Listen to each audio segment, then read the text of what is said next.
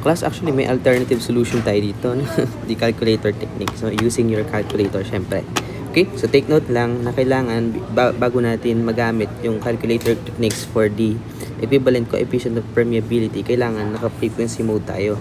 So, mai-on natin o mai-enable natin yung frequency pag nagpunta tayo sa shift plus mode, and then pinutin mo yung baba o yung drop down menu niya.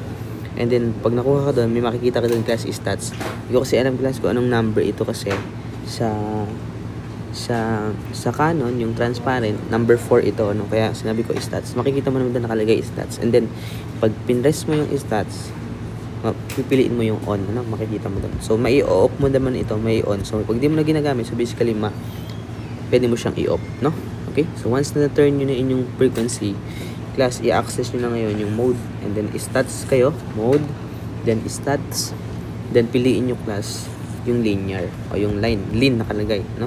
Basically ito ay for Canon lang, no? Hindi ko kabisado, class, kung paano sa Casio, parang sa Casio ata A plus BX ata, no?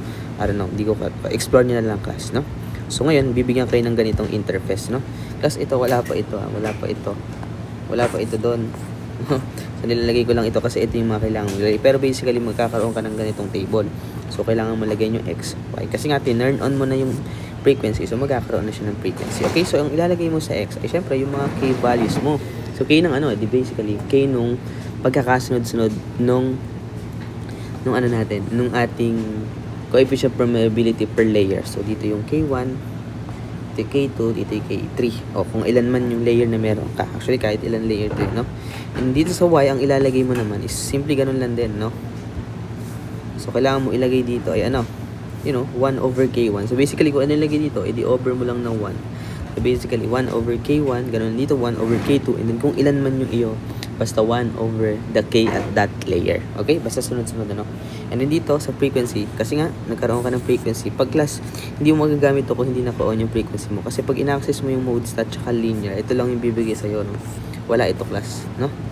Okay? So basically, yung lalagay mo dito sa H1, basically yan yung height, no? Or thickness, no? H1 and H2, and then kung ilan man yung H na meron ka. Okay? And then class, pindutin mo lang sa calcu AC o click clear all mo, no? Then class, mapupunta ka sa blank, blank interface.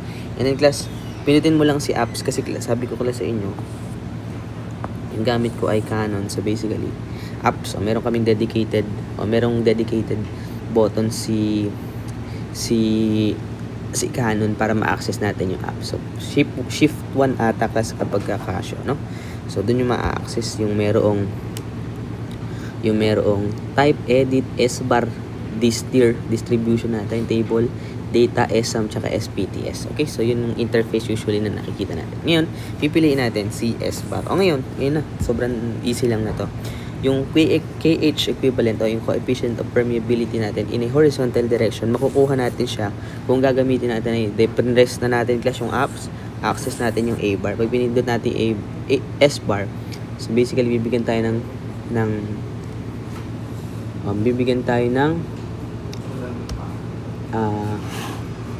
interface, no?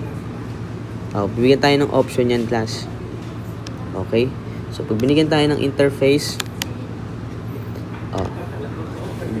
pag pinindot natin S-bar, bibigyan tayo ng N kung ano man yun. Madami yan, class, no? So pipiliin natin, class, yung X-bar, no? So yun ay equivalent coefficient of permeability natin sa horizontal direction. However, pag gusto naman natin kunin yung KV equivalent o 1 over Y bar naman, no? Andun lang din yun sa S-bar. Okay? So after that, sige, try natin, class, sa sample sa previous natin. Di ba ito yung class? Ito yung class. Okay? Di ba ito yun?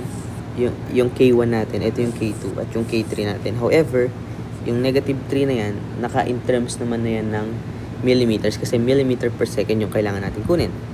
Ganun din sa Y. Di ba, class, makita mo 1 over kung ano man ito. Yun lang din yun. 1 over kung ano man ito, yun lang din yun. Kung ano man ito, ganun lang din. So on, no?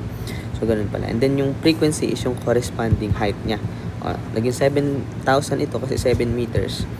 ay 7,000 millimeters. So, ganun lang din. Press mo yung AC once na complete mo na yung table and then proceed ka na dito. Para makuha mo yung KH equivalent, ang magiging input mo lang, access mo yung apps. Punta ka sa S-bar and then access mo yung X-bar and then yun ang class. 0.013, 0.0136. Same lang din sa 1 over Y-bar.